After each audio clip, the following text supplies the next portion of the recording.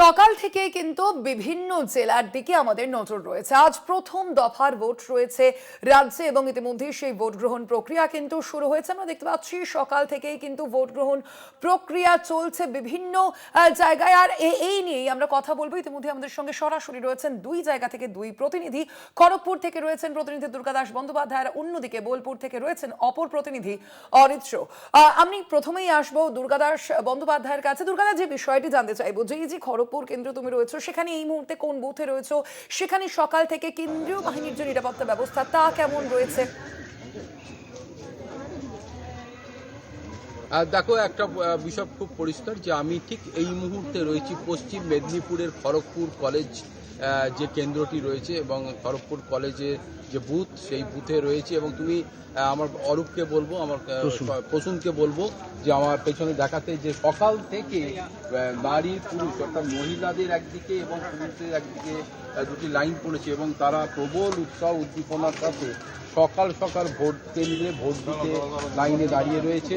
এবং সব থেকে বড় কথা, নিরাপত্তার যে বিষয়টি, সেটি হচ্ছে যে আমি বলবো যে কেন্দ্রীয় বাহিনী তারা কিন্তু দেখা যাচ্ছে যে বুথের ভেতর মোতায়েন করা রয়েছে এবং বুথের বাইরে রয়েছে স্টেট পুলিশ এবং নিরাপত্তা যে ঘেরাটোপ বলা যেতে পারে সেইভাবেই কিন্তু এখানে আমি ফিয়ারলেসলি যে মহিলাদের যে উপস্থিতি, দিদি কেমন, মানে এখানে যে ভোট দিতে এসছেন সকাল সকাল, কোনো বছর কি কোনো গন্ডগোল বা এবছরে কেমন দেখছেন? সব শান্তিপূর্ণ তো? আপনি কি প্রথম ভোটার না? আপনি তো ভোট দিয়েছেন। বিগত দিনের এক্সপিরিয়েন্স আর আজকের এক্সপিরিয়েন্স বা এবারের এক্সপিরিয়েন্স কি একই হচ্ছে? ফিয়ারলেসলি আছেন কি? দেখো, নিরাপত্তার ব্যবস্থা যেভাবে তৈরি করা হয়েছে, আমি পুলিশদের সঙ্গে কথা বলে দেবো। বয়স্ক মানুষ আপনি কেমন দেখছেন সকাল থেকে যে ভোট শুরু হয়েছে? না, ভালোই তো দেখছি। এখানে অনেক মানুষের এসেছে আগ্রহ ভরে ভোট দেওয়ার জন্য, সকাল সকাল চলে এসেছে। যেভাবে কেন্দ্রীয় ফোর্স ডিপ্লয় করা হয়েছে তাতে কতটা ফিয়ারলেসলি রয়েছেন? বা আমি তো কোনোদিনই ভয় পাইনি। এর আগে আগে যখন ভোট দিয়েছি কখনো ভয় ছিল না, আজও তাই দেখছি। ভালোই বুঝতে পারছো যে ভোটারদের মধ্যে উৎসাহ উদ্দীপনা তো রয়েছে, তার সঙ্গে যেভাবে যে ক্যাটাগরিতে এই কেন্দ্রীয় নিরাপত্তা বাহিনীকে ডিপ্লয় করা হয়েছে এবং বাইরে স্টেট পুলিশকে দাঁড় করানো হয়েছে, তো বিগত দিনেও এই কেন্দ্রে বা এই যে ভোট কেন্দ্রটি রয়েছে, এখানে কোনোদিন সেই অর্থে কোনো গন্ডগোল হয়নি। তবে বলে রাখা ভালো যে এখানে দিলীপ ঘোষ বিজেপি এবং ডক্টর পাপিয়া সরকার কংগ্রেসের এবং প্রদীপ সরকার তৃণমূল কংগ্রেসের এবং মধুসূদন রায় সিপিআইএম এর এই চতুর্মুখী লড়াই হলেও মূলত লড়াই হচ্ছে বিজেপির দিলীপ ঘোষের সঙ্গে প্রদীপ সরকার তৃণমূল কংগ্রেসের। ফলে রেজাল্ট কি হবে সেটাও জনগণই ঠিক করবেন। কিন্তু আপাত দৃষ্টিতে আজকে সকাল থেকে যে এই ভোট প্রক্রিয়াটা শুরু হয়েছে, সেটা যে নির্বিঘ্নে চলছে এটুকু হলফ করে বলা যায়। একেবারেই তাই। সঙ্গে থাকো তুমি দুর্গাদা। অন্যদিকে আমাদের সঙ্গে বোলপুর থেকে রয়েছেন আমাদের অপর প্রতিনিধি অরিত্র ঘোষ। অরিত্র, বোলপুর এই কেন্দ্রটি কিন্তু অত্যন্ত গুরুত্বপূর্ণ বীরভূমের ক্ষেত্রে। চন্দ্রনাথ সিনহার এই কেন্দ্র আজ এই মুহূর্তে এখনো পর্যন্ত প্রায় আধ ঘন্টা পেরিয়ে গিয়েছে। আমরা দেখতে পাচ্ছি ভোট গ্রহণ প্রক্রিয়ায় কি ছবি সামনে আসছে।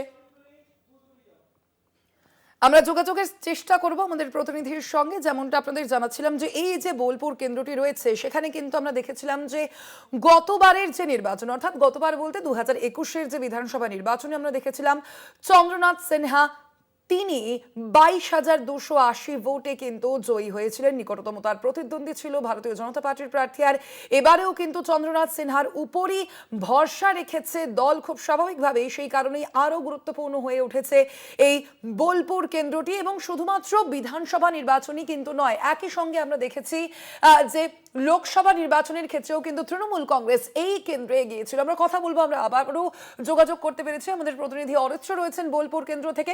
অরিত্র, এই বোলপুর কেন্দ্র, চন্দ্রনাথ সিনহার এই কেন্দ্র কিন্তু অত্যন্ত গুরুত্বপূর্ণ বীরভূমের ক্ষেত্রে। সেক্ষেত্রে আধ ঘন্টা প্রায় পেরিয়ে গেছে ভোট গ্রহণ প্রক্রিয়ায়। এখনো কি ছবি সামনে আসছে? নিরাপত্তা ব্যবস্থা কতটা জোরদার করা হয়েছে?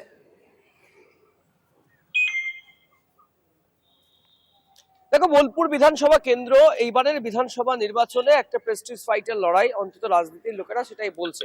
সকাল থেকে ভোট গ্রহণ পর্ব শুরু হয়েছে। বোলপুরের একাধিক বুথ রয়েছে, সেই বুথের মধ্যে আমরা বোলপুর সাধারণ পাঠাগার যে বুথ, সেই বুথে ইতিমধ্যে এসে পৌঁছেছে এবং 5:30 থেকে 6টার মধ্যে যে মক পোলিং, সেই মক পোলিং এর পর বেশ কিছুক্ষণ সময় পর 7টার থেকেই কিন্তু ভোট গ্রহণ পর্ব শুরু হয়েছে এবং সকাল থেকে শুরুতেই কিন্তু এই যে কেন্দ্র বা এই যে পোলিং স্টেশন, সেখানে মানুষের ভিড় ছিল। সকাল সকালে মানুষ এসেছেন, নিজের গণতান্ত্রিক অধিকার প্রয়োগ করেছেন এবং তারপর তারা গন্তব্যে গিয়েছেন। এবং প্রথমে তোমাকে ছবিটা দেখায়, নিরাপত্তার ছবিটা। ইতিমধ্যেই এবারের ভোটে কিন্তু সব থেকে বেশি নজর রয়েছে এই নিরাপত্তার দিকে, তার কারণ কেন্দ্রীয় বাহিনীর জওয়ান, প্রচুর সংখ্যক কেন্দ্রীয় বাহিনীর জওয়ানকে মোতায়েন করা হয়েছে, পাশাপাশি রাজ্য পুলিশের সশস্ত্র বাহিনী রয়েছে এবং কিউআরটি টিম মজুত রাখা হয়েছে এবং সকাল থেকে প্রচুর মানুষ যারা আসছেন তারা কিন্তু ভোটের লাইনে দাঁড়িয়েছেন এবং নিশ্চিদ্র নিরাপত্তার মধ্যে দিয়ে কিন্তু ভোট গ্রহণ পর্ব শুরু হয়েছে। আমি একটু কথা বলার চেষ্টা করবো, মহিলা ভোটাররা এখানে রয়েছেন। দিদি, কখন থেকে লাইনে দাঁড়িয়েছে? এই 10 মিনিট। অন্যান্য বারের থেকে এবারে নিরাপত্তার কড়াকড়ি কতটা, কি দেখলেন ঢোকার সময়? না, নিরাপত্তা বেশ রয়েছে, একদম কড়াকড়ি নিরাপত্তার মধ্যেই ভোট চলছে। এখনো পর্যন্ত কোনো অশান্তি বা কিছু এলাকায়? না, আমি কই দেখিনি। আমি আরো কথা বলবো, আরো রয়েছেন সিনিয়র যারা প্রত্যেক বছর তো ভোট দেন, আশা করি অনেক বছর ধরে ভোট পর্ব অংশগ্রহণ করছেন। এবারে অরিত্র, তুমি সঙ্গে থাকো।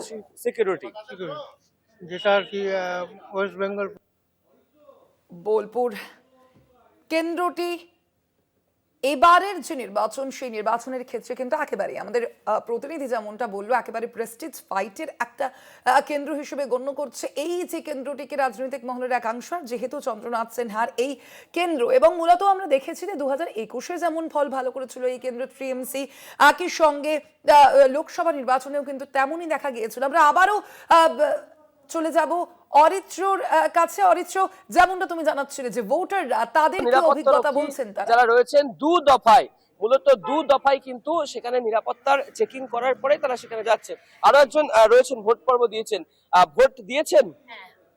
ভোট দিয়েছি।